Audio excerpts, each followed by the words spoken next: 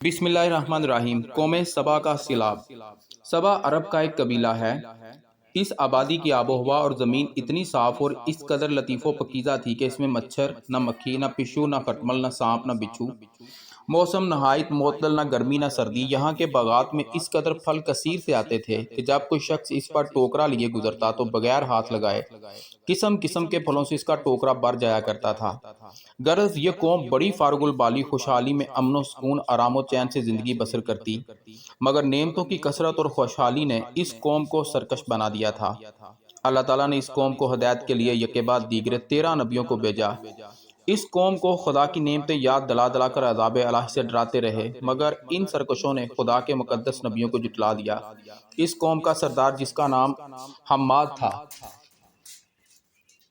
اور اتنا متکبر اور سرکش آدمی تھا کہ جب اس کا لڑکا مر گیا تو اس نے آسمان کی طرف تھوکا اور اپنے کفر کا اعلان کر دیا، اور علانیہ لوگوں کو کفر کی دعوت دینے لگا۔ جو کفر کرنے سے انکار کرتا اس کو قتل کر دیتا تھا، اور خدا کے نبیوں سے نہایت ہی بے ادبی اور گستاخی کے ساتھ کہتا تھا کہ آپ لوگ اللہ سے کہہ دیجئے کہ وہ اپنی نعمتوں کو ہم سے چھین لے۔ جب حماد اور اس کی قوم کا طغیان و عصیان بہت زیادہ بڑھ گیا تو اللہ تعالیٰ نے اس قوم پر سیلاب کا عذاب بھیجا، جس سے ان لوگوں کے باغات اور موال و مکانات سب غرق ہو کر فنا ہو گئے۔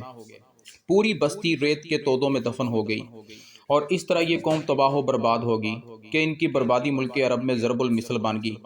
عمدہ اور لذیذ پھلوں کے باغات کی جگہ جھاؤ اور جنگلی بیروں کے خاردار خوفناک جنگل اگ گئے، اور یہ قوم عمدہ اور لذیذ پھلوں کے لیے ترس گئی۔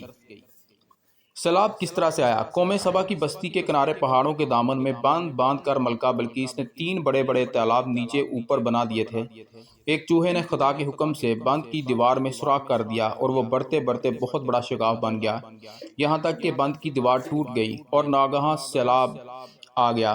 بستی والے سوراخ اور شگاف سے غافل تھے اور اپنے گھروں میں چین کی بانسری بجا رہے تھے کہ اچانک سیلاب کے دھاروں نے ان کی بستی کو غارت کر ڈالا، اور ہر طرف بربادی و ویرانی کا دور دورہ ہو گیا۔